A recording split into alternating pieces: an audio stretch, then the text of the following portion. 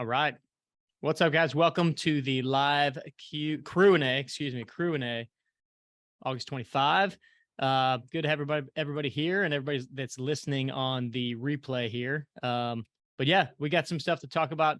We're going to talk about some core training and some myths and misconceptions there, which I've really kind of seen become pretty prevalent over the last few years.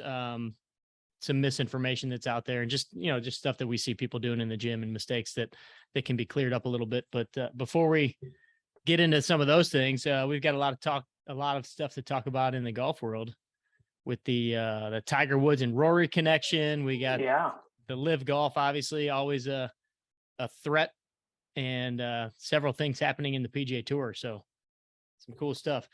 Enlighten me on the Tiger Woods and Rory, their business model. I just saw that it happened. I don't know what it is all about. Yeah, so it's kind of interesting. Well, it's actually very interesting. I don't consider myself a high drama guy, but good Lord, golf is about as high drama as you can get these days. It's right. That's pretty wild.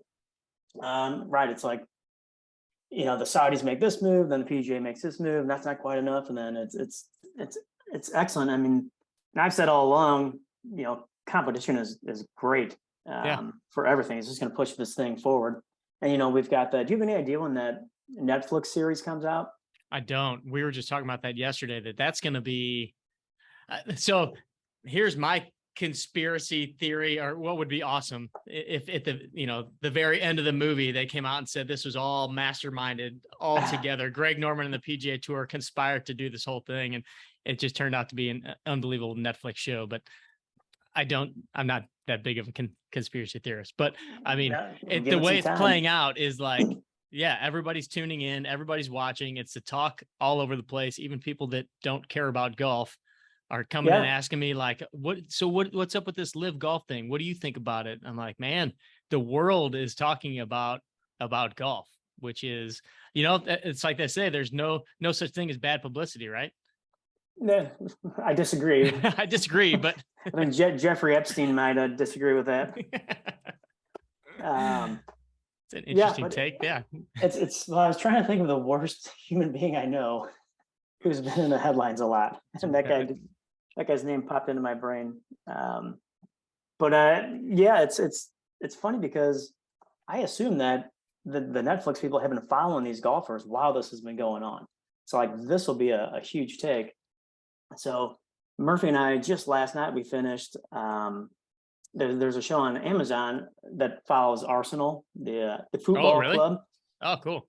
Fantastic. I'll go watch that. Yeah, and for the it's All or One. They've done it with Manchester City and those. For those of you who don't know, Stan Kroenke, who owns the Rams and totally railroaded St. Louis, also owns Arsenal. So I wanted to hate him, but I love their coach. I love their play. It's not their fault that they're owners. Oh, you wanted to hate the team? Yeah, I wanted to hate Arsenal. I'm like, these guys, and they won me like that. The Mikel Arteta is the manager. He is fantastic.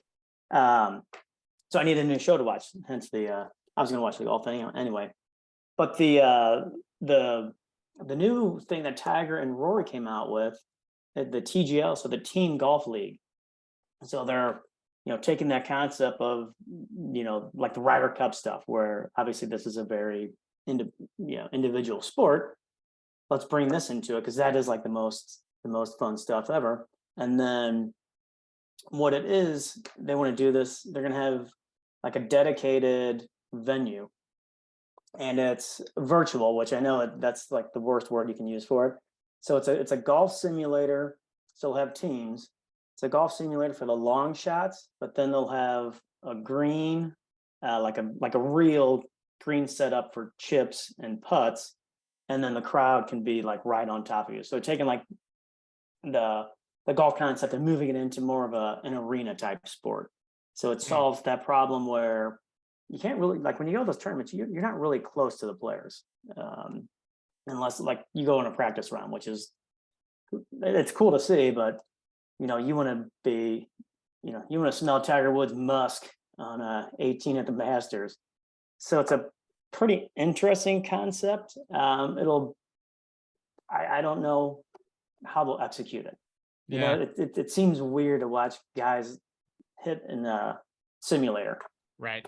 but it'll have music and all the pomp and circumstance and all of that stuff.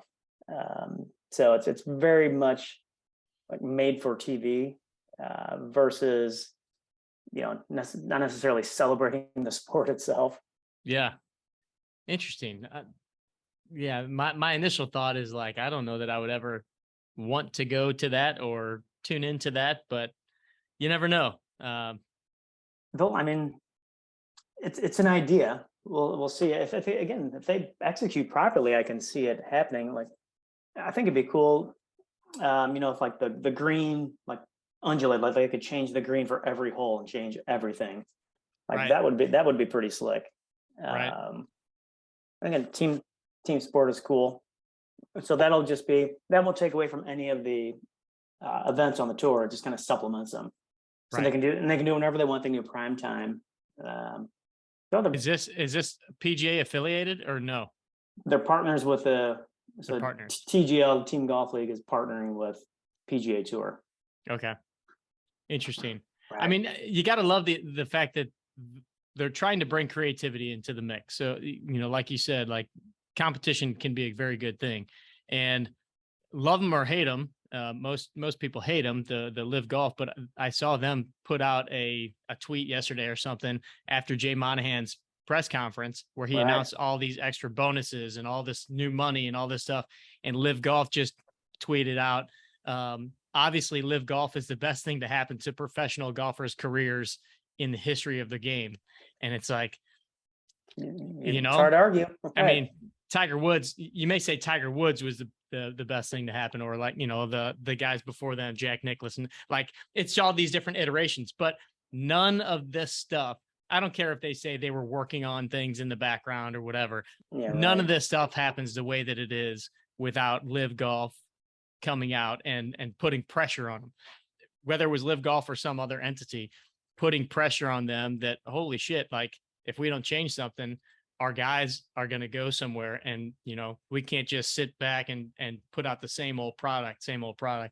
I thought it was pretty interesting, and the first time I heard this concept was, I mean, this was when Pat Perez was back on the Golf Subpar podcast talking about giving players some sort of almost like a base salary, which is what they pretty much just put into place. But right. He gave the example of a buddy of his that got his tour card and then went out in his first 8 events and didn't make any cuts. So all of a sudden this guy has shelled out money to go stay, in a hotel, pay his caddy, travel, do all these things for 8 straight weeks, didn't make a dollar.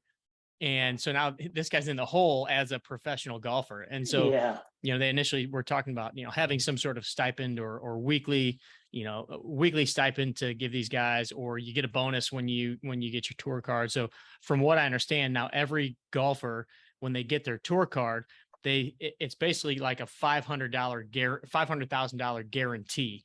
So, and then that's basically worked off against their earnings. So you're guaranteed to make 500 grand. Right. It's like a draw. Right. So it's not like everybody gets 500 grand and then you make your money on top of it. You're guaranteed 500 grand. So, if you only make 250 that year, you're going to get the other 250, you're going to get paid, but hey, you lost your card, because if you make less than 500 grand, you're not even close to keeping your card. I think you got to be, not well, but over $1 million pretty much. I think like 1.2 was kind of magic number the last couple of years. Yeah. To keep your card. So I thought that was pretty cool that, at least these guys can go out there like, hey, not that many of them are starving, but it takes the pressure off. I mean, you're a professional athlete, right? So you should have a little bit of comfort.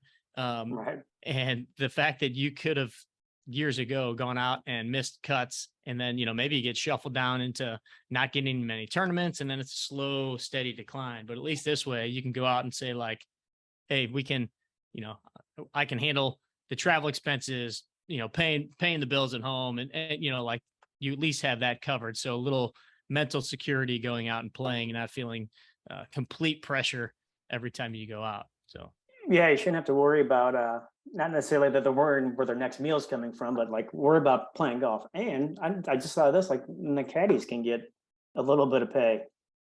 You really, know, I mean, if part of, I Hmm. mean, they make money based on what their golfer makes, right? Right. So 10% or whatever that is, that helps the caddies a little bit too.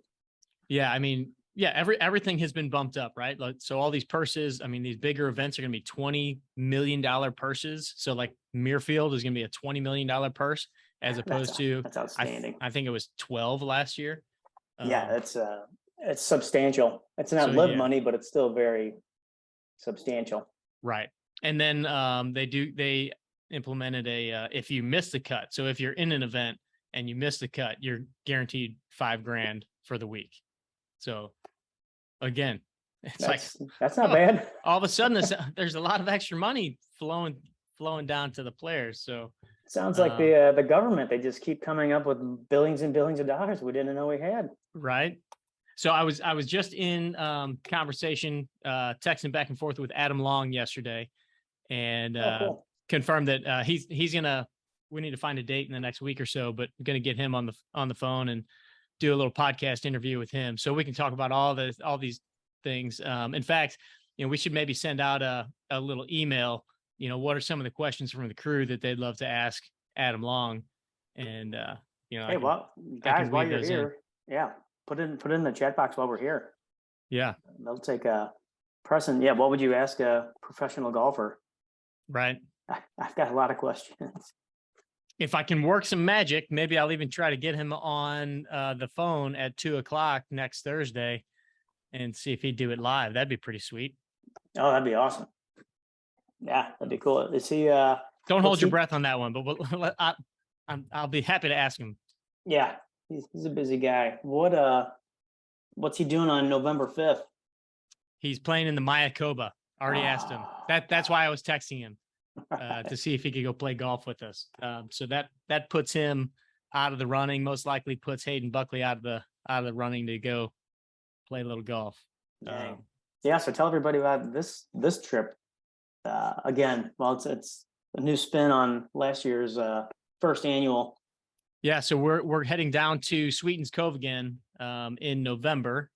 For those of you that know Sweetens Cove, the 9-hole little gem of a course down near Chattanooga, Tennessee, South Pittsburgh, Tennessee, that is owned by Peyton Manning and Andy Roddick. Yep. Are part owners with the other guys down there. And so 9-hole, incredible course, crazy greens. So we're playing that on a Saturday, and we're trying to work our way into what's the name of the other place? The Macklemore Club. Yeah, which looks insane.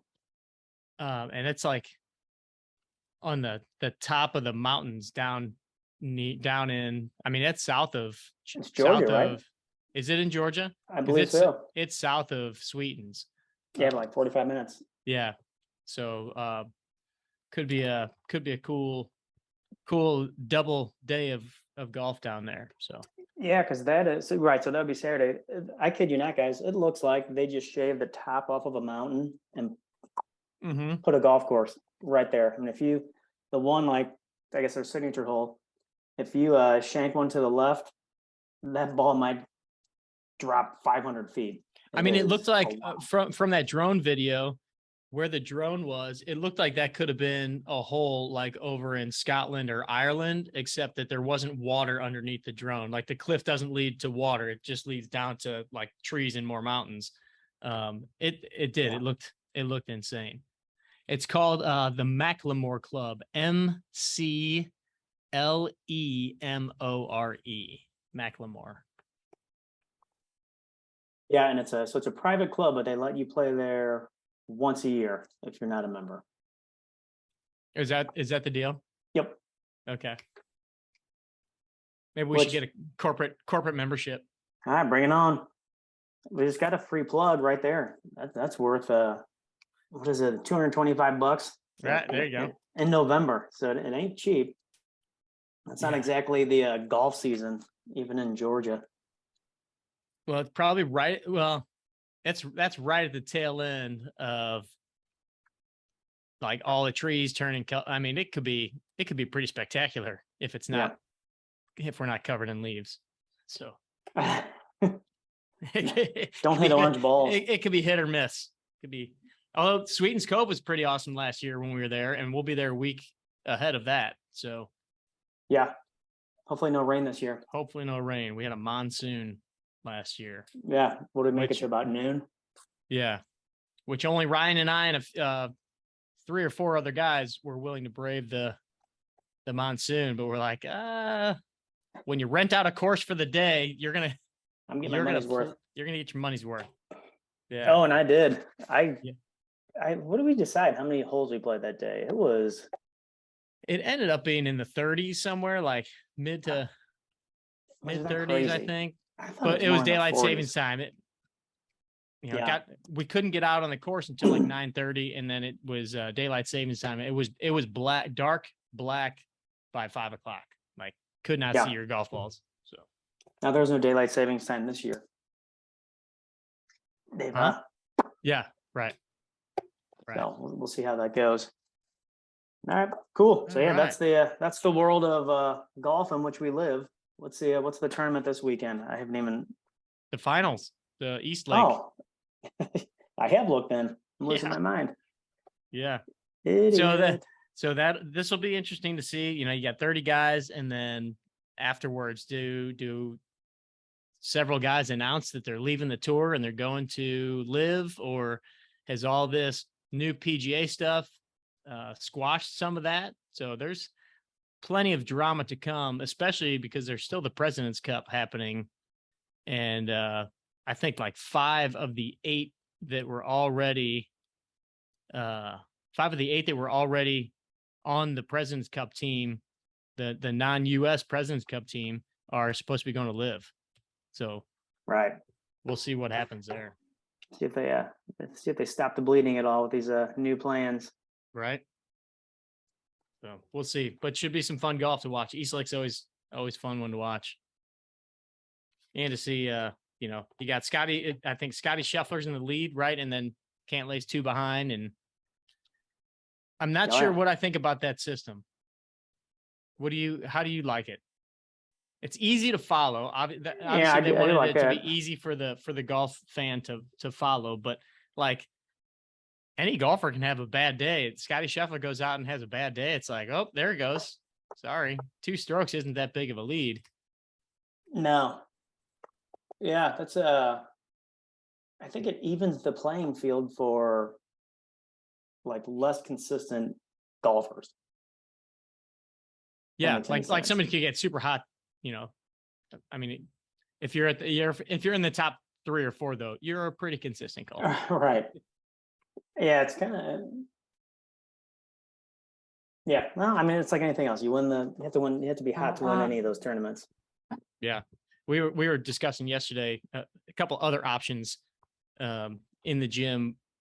Like maybe doing something where you have the FedEx Cup playoffs, and it plays down to basically just like this, the top 30 or whatever it is, but then you take the top 4 or even the top 8 guys, and you do kind of a bracket style playoff system. The other guys still might play, but to have, no matter what, we're only going to see Scotty Scheffler, Patrick Cantlay, Xander Schauffele. Like, we're only going to see a few of those guys at the end of the week, their shots on TV. It's like, well, what if it was, those 4 guys playing it off for the title, and it's, a 36 hole, 18 hole match or 36 hole or whatever. Kind of like I loved watching the US Amateur and all the match play.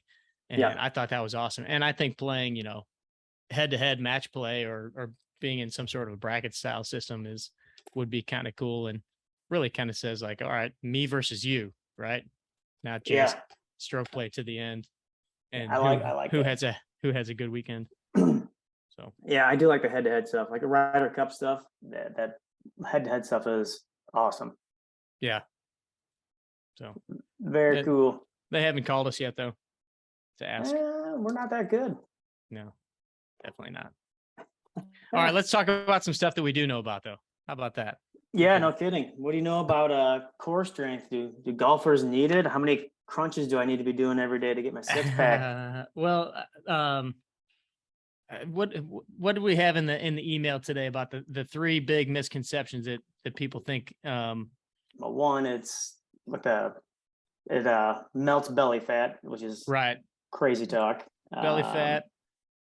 It's all about crunches, right? Yeah, crunches are the best exercise for your core. Oh, and your core is just this. Oh with yeah, your- it's just up the front.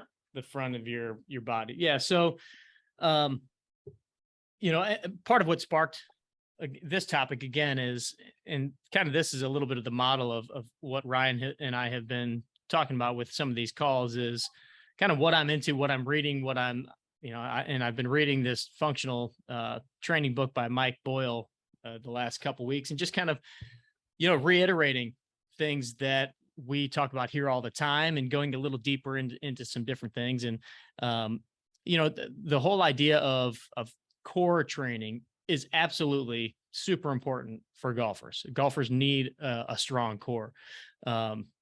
We talk about how flexibility is one thing. Everybody thinks that they need to rotate to the moon and back to be a good golfer, but not just do you need good mobility and good range of motion to be able to rotate well, but you have to, maybe even more importantly, be able to stabilize primarily your spine in order to rotate safely and to create power. And your core, while many think of it as just the stomach muscles, the six pack, and you guys all know this. I'm kind of preaching to the choir here in this crowd, but it's all of the muscles that really kind of connect your upper body down to your lower body. And so when I think of the core, I think of, yes, the abdominal muscles, the six pack muscles, but you've got the oblique muscles that come in and, they feed in both this way and kind of the other way. So they help rotate, they help stabilize. You've got it's called your transverse abdominis, which is really kind of like the corset muscle, but then even muscles of your hips, what connects your trunk to the hips and what connects your trunk to your shoulder blades and your shoulders. Like all of those to me are your core. It's what connects all the pieces together.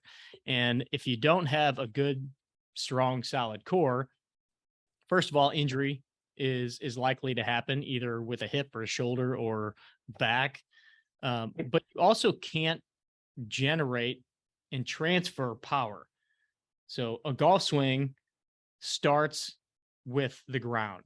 If you were standing on ice, you can't swing a club nearly as well as you can if you're standing on the ground. And that's because you have to interact with the ground, put force into the ground, and then, force going up through your lower body, then goes through your hips and your pelvis, through your trunk, up through your shoulders, your scapula, your shoulders, out through your arms, out through your hands and the club, right? So it all starts at the ground, but if there's a missing link somewhere or a weak link or a weakness somewhere along those lines, then you can't transfer the power. So no matter how much speed training you're doing, because everybody wants to swing faster, hit it farther, hit it harder. No matter how much of that stuff you do and just try to swing as fast as you can, if you have either poor compensations of movement because you have weakness in your core or there's risk of injury, then that's all going to put your ability to produce that force at risk. So learning how to properly train the core muscles, the trunk muscles is super important.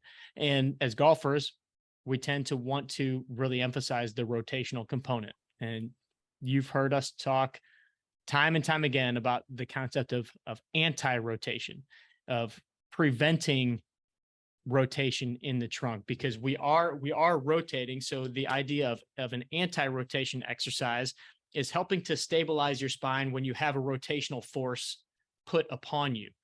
So obviously, as we're swinging a club, our body's constantly rotating.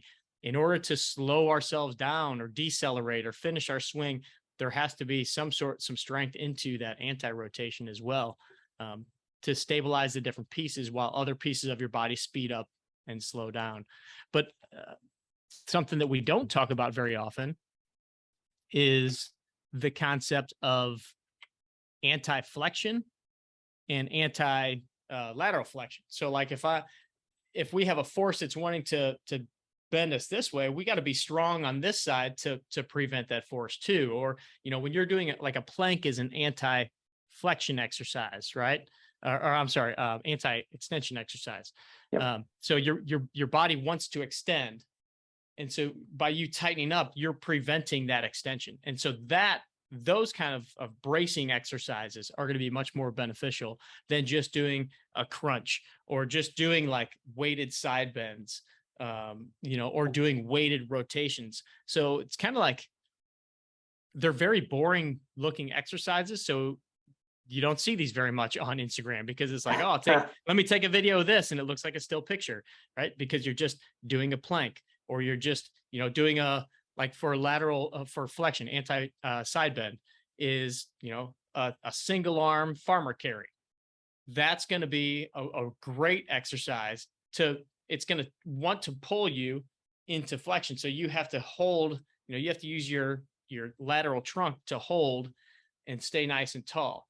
And so those are going to be much more beneficial in protecting your spine, connecting and creating force from the lower body to the upper body, really, really creating a much more solid midsection and core.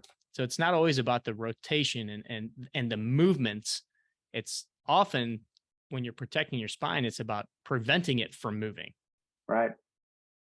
Gotcha. Hey, if you had, I know we love to talk about distance. So imagine there's a pie. What percent of that pie for distance would be core strength? What would be, speed? How would you kind of break that down for those of us who don't hit the ball that far?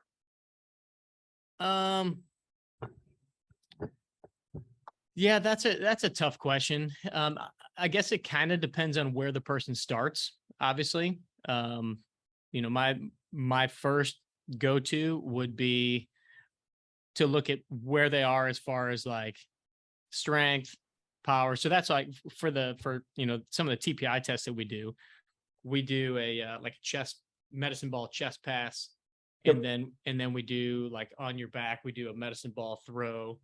And then if you have the right setup, you can do vertical jump tests as well. And so those are basically power tests. Those give you an idea. Power is basically strength and speed. So right. So if you're strong and fast, you're going to be able to produce a lot of power, right? Yep. But somebody that's strong but slow.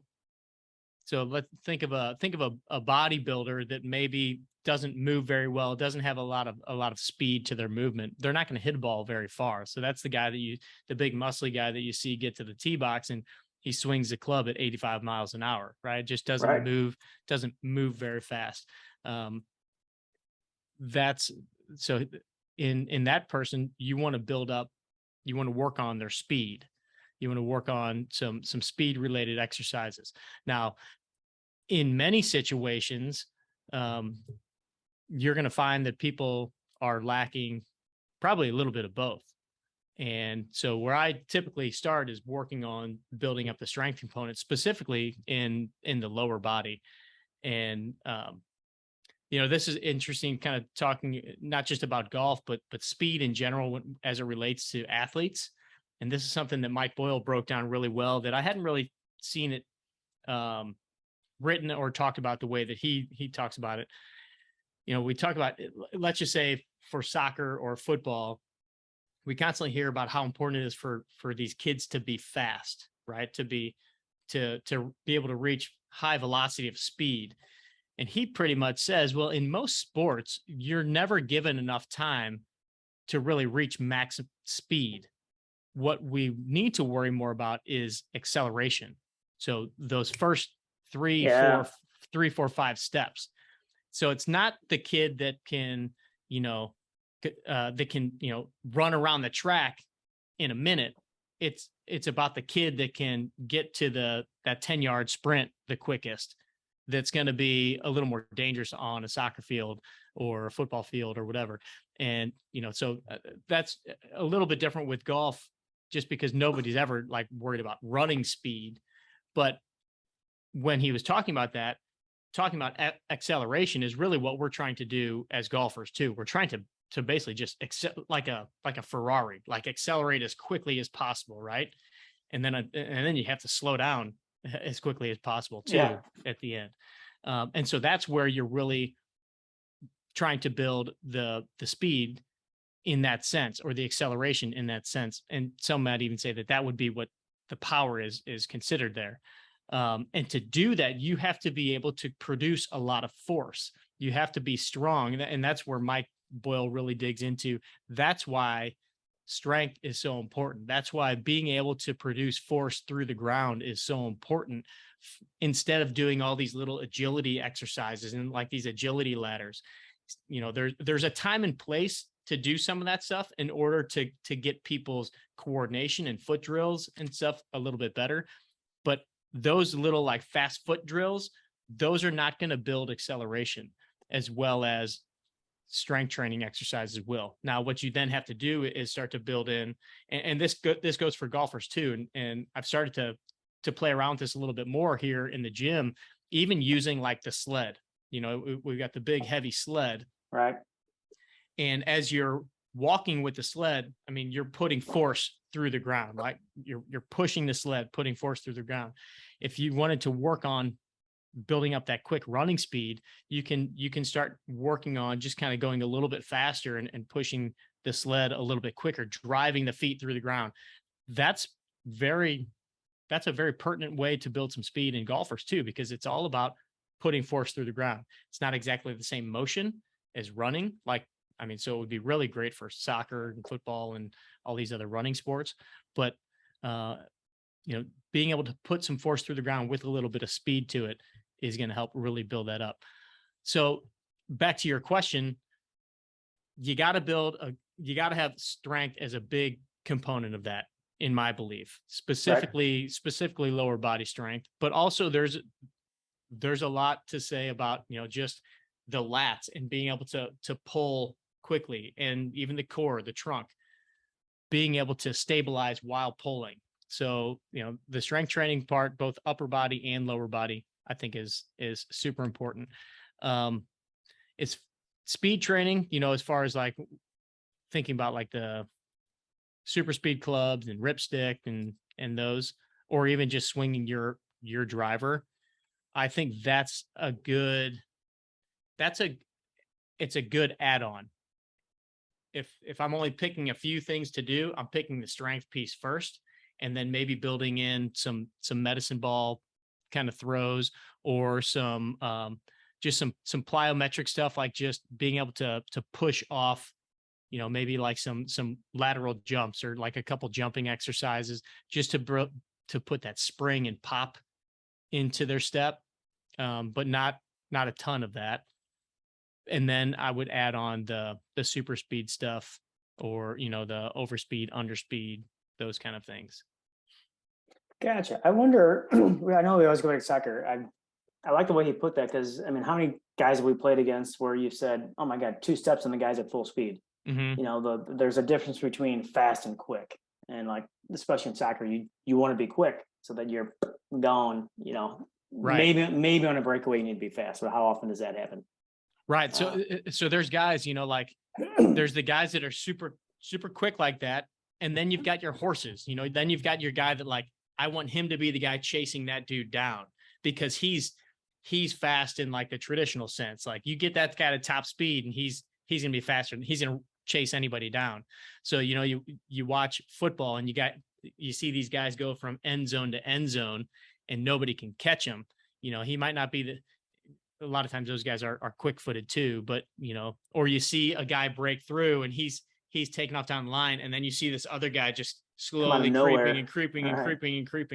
That might not be the quickest guy off the line, but that guy has top speed, right? So he can run faster than most when he finally gets up to his top speed. So acceleration versus speed. And it was just a bit of a mental shift for me. Like, acceleration is what we really should be talking about when we're talking about, younger athletes and what we're trying to build, not the quick-footed agility stuff, but like, no, you want this kid to be able to move quick, but with power and with force through their strides, or, swinging a golf club. Like you need to be able to accelerate quickly. Yeah. Yeah. I never thought, yeah, it's like speed is pretty much worthless for golfers because there's no such thing really. It's how do you get from here to here as fast as you can and then stop. And Yeah. it's just like a Ferrari where it's funny. I watch some of those like restoration shows and they'll spend like tens of thousands of dollars on brakes. I'm like, why are these brakes so expensive? It's like, well, if you're gonna go that fast, you better get your ass stopped because you're gonna need it.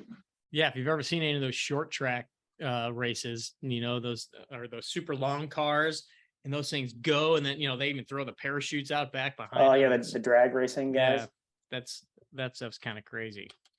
So, but yeah, I know we kind of got off topic there a little bit. So one of the other myths, I guess, that we see in here all the time is the idea of core exercises being a fat burning, like if you do core exercises, you're going to see your six pack. Yeah. 8-minute abs. Right. There is nothing further from the truth than doing crunches is going to make me have a six pack of abs. In fact, I pulled this page up because Mike even addresses this too. And he said, remember that a strong core has nothing to do with low body fat. Abdominal definition is the result of diet, not core work.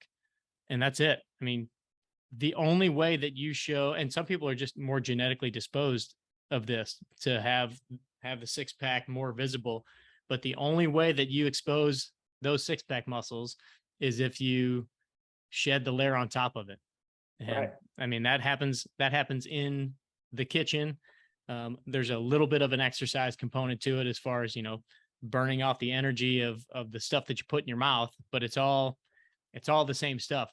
Building those muscles up, doing more crunches and planks and things like that. While I will say that if you are doing some of the better exercises like planks and side planks and some of those things, you can create a little bit of that corset effect. So you might even feel things kind of tighten up a little bit more, but it's not going to make it more visible to see your six pack or, so that's just, they're two separate things. Doing core training and the importance of core training is not for the vanity sake of having your stomach look good. Core training should be, primarily a protection thing and a way to enhance your athletic ability. But the diet is where the fat burning and the losing layer is going to come in. I've got a client that we've jokingly said for years, he's one of the better golfers that I play with or that I work with, but he's early 60s and has always just had a little bit of a belly. And we just say, we call his belly the cooler because we know there's a six pack in there somewhere, but it's just insulated. So he's got a Yeti.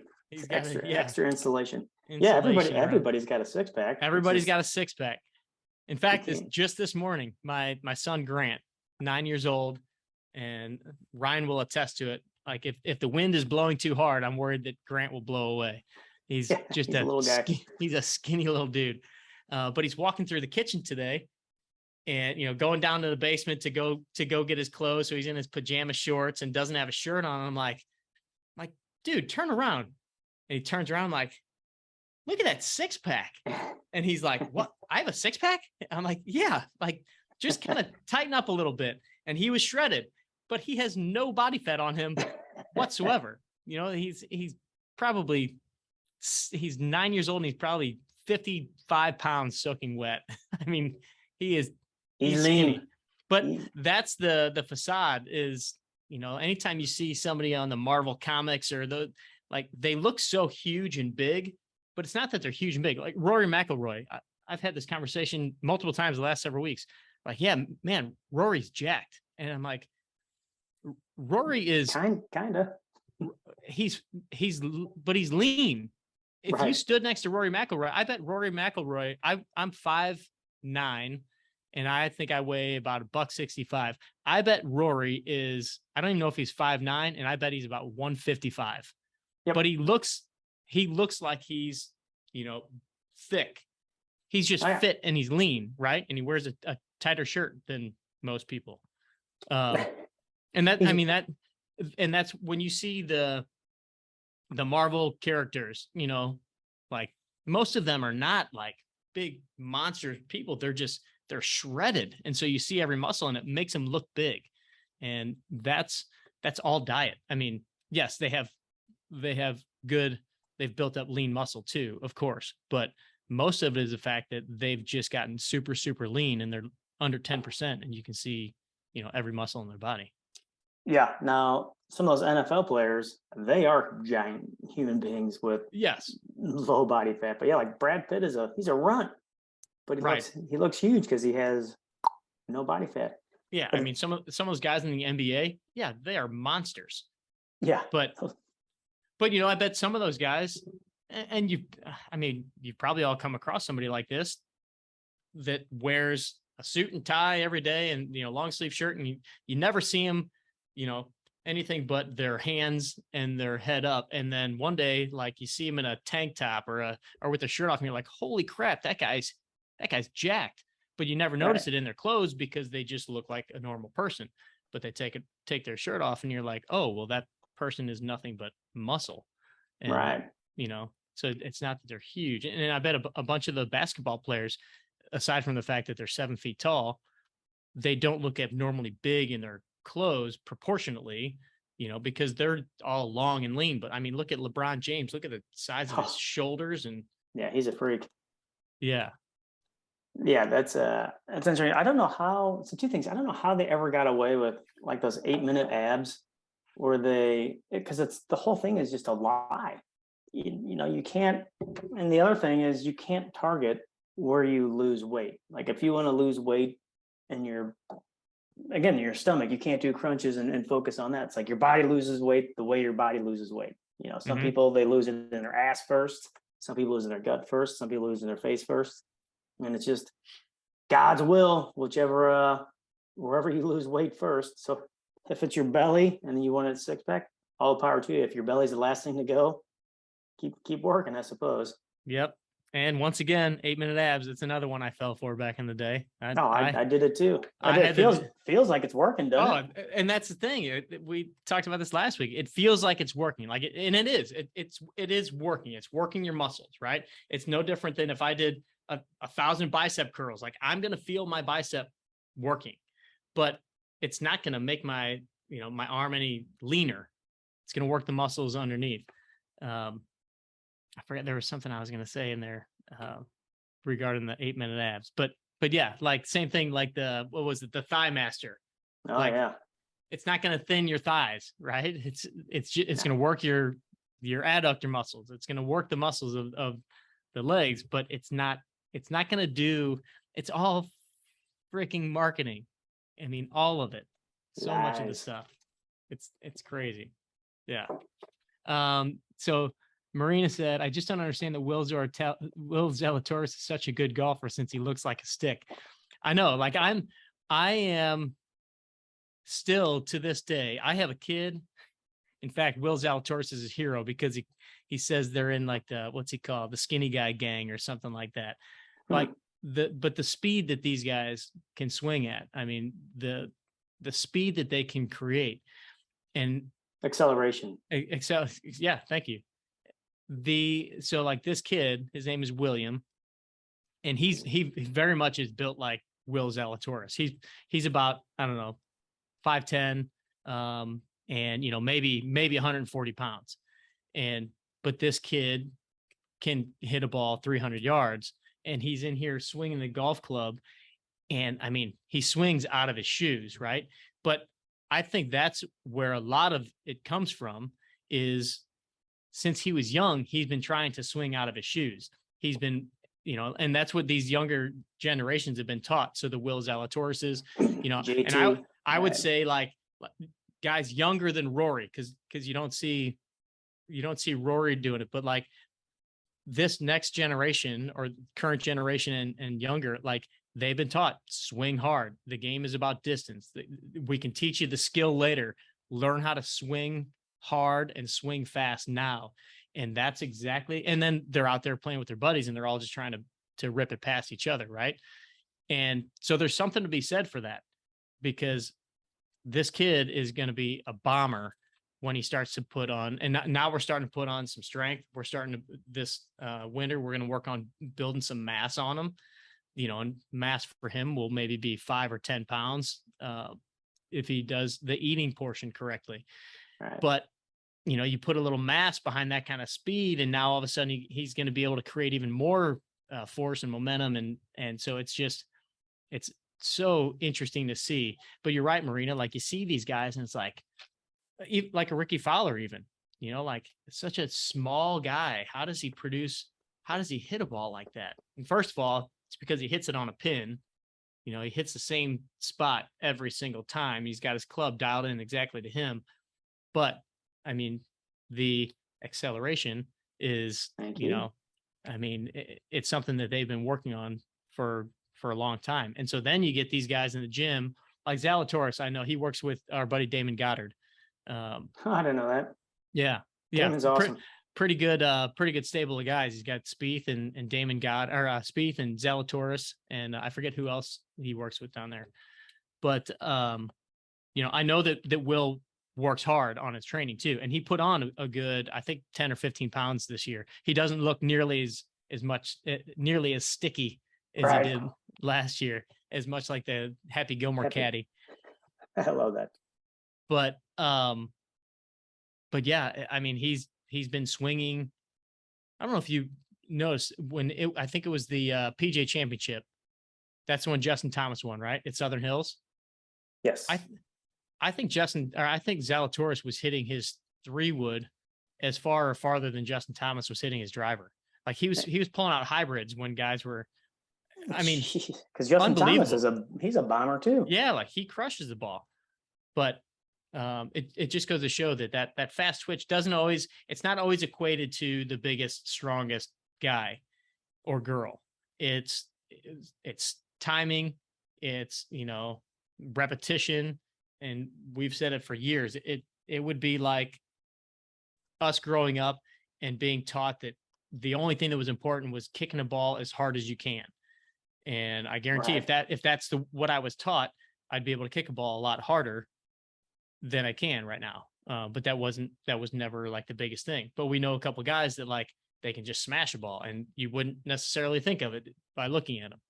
No, they're two fat guys right now. Well, yeah, the two Kevins. Yeah, two fat Kevins and two left-footed bombers. But Zalatoris and those guys, it's always kind of boggled my mind how they do it. But when you really think about it, the repetitions they had growing up, and then if you can take that and do some of that work in the gym, like Zalatoris, I would be curious to talk to Damon about his whole back situation now, if that's been a recurring thing that he's had. What were they doing training wise?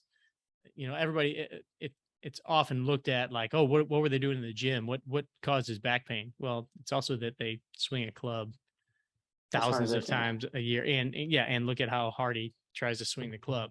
So maybe there's an issue there where he didn't have enough stability. Maybe it was a day where he was just feeling a little off, and we have those days where you just tweak something, and even though he's a mid-20 something year old golfer, it happens. So there's not really I'm kind of equating this to baseball, where there's not really like a golf body type. But if you look at baseball, look at the pitchers, everybody wants a 6'6" lanky dude like Adam Wainwright. I wonder if I would say that's a pretty good golf body type. Yeah, I mean, you don't see that very often. But I wonder, like, baseball, is it more just because of the angle, or is it that body can produce more acceleration because their windmill's a little bit bigger? Like, what would Yeah. I mean, I think that just the lever arm. Obviously, the bigger they are, they've got the typically big, long, strong legs. I mean, all Right. those guys, if you look at their legs, they're usually kind of tanks.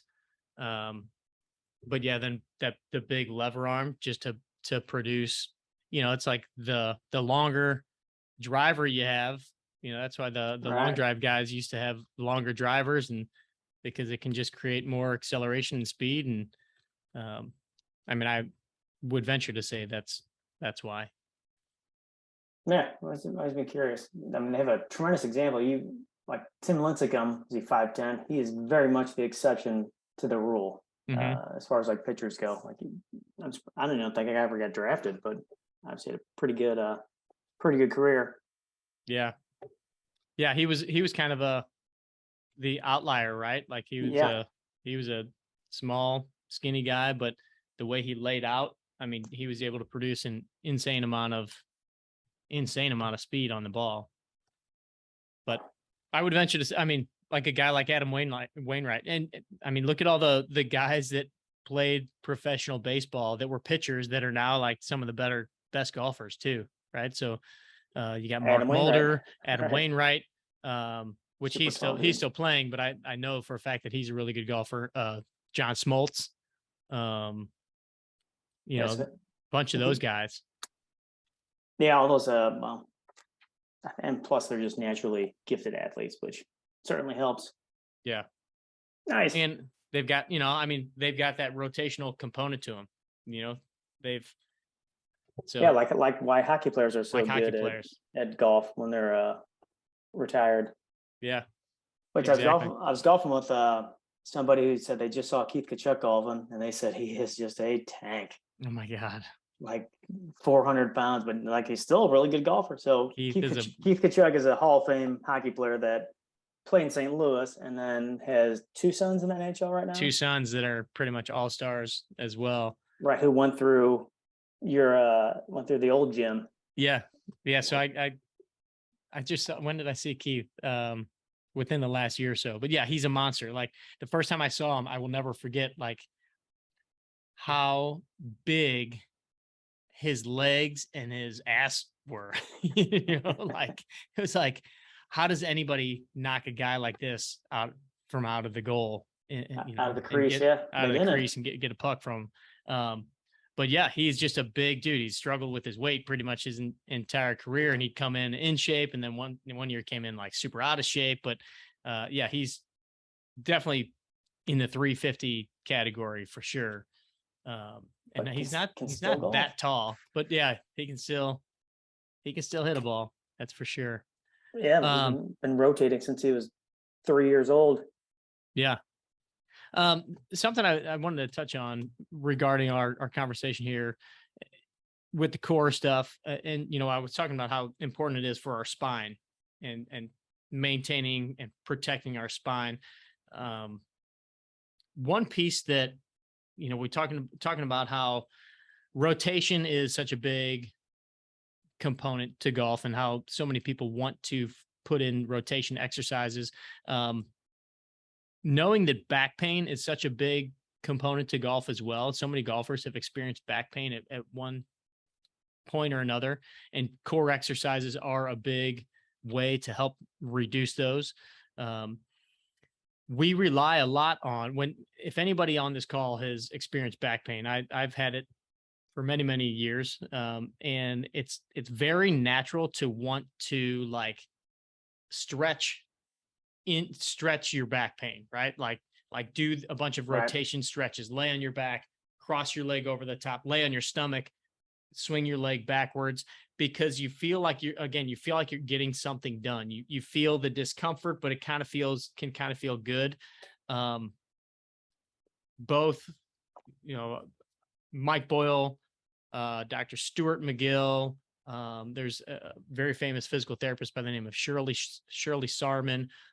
What they actually talk about and propose, and this is what I would suggest you guys think about if you have any issues with your back, is that our low back, first of all, is not meant to rotate, right? So typically, doing like all those stretches, like crossing one leg over the top and like stretching and trying to pop your back, our back really isn't meant to do that. And so I would kind of caution you to fight the urge when you do have some sort of back issues or back pain like that to stretch into that, because really what you're doing is you're starting to kind of jam on the lumbar spine in ways that it doesn't want. That's why we always talk about we need to be able to get the upper back moving well, because most of our rotation comes from the upper back, the thoracic. So like basically where your rib cage is, those are the vertebrae that rotate. And then the rotation also comes from your hips. You know, you want your hip joints to be able to rotate. But when we have back pain, and we're naturally trying to like stretch into more rotation, what you're doing is kind of creating more torsion and tension and pull on the areas that are already probably really irritated. And so the best course of action typically is to work on some of these kind of bracing style exercises. So your planks, your side planks, you know, you don't have to get very creative with your core training. Think about what we talked about before, those three things, like anti-extension. So, you know, preventing anything allowing you to go into like hyperextension, because that's going to be training primarily the anterior portion of your trunk, the anterior side flexion or lateral flexion, and then also the anti-rotation stuff. Because the more that you can create that corset, the more you'll be able to basically kind of secure your spine. When you build that corset up, it actually kind of like locks in the vertebrae of your lower back, which is then going to allow the movement to occur where it should occur. So in the upper back, in the hips.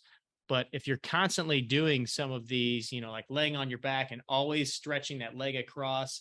Now, there's a couple times where I will work on some of these different movements, but a little more specifically, making sure that people are moving more from either the upper body or from the hip joint itself, but trying not to create a lot of tension in the low back, because, you know, between the facet joints, the ligaments, the discs, any of that rotation at the lower back region, it's really not meant to be done. In fact, I can remember it was the first time I heard it when I saw Mike Boyle speak at the World Golf Fitness Summit, saying that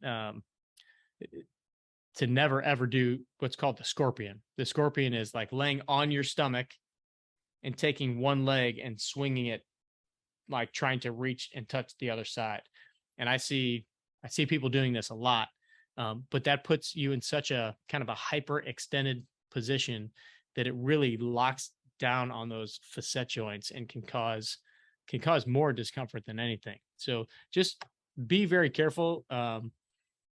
If you do have back pain, working into a lot of those like extra rotated positions, because you can, while it feels kind of good at the time, you could actually be doing yourself more harm than good. All right.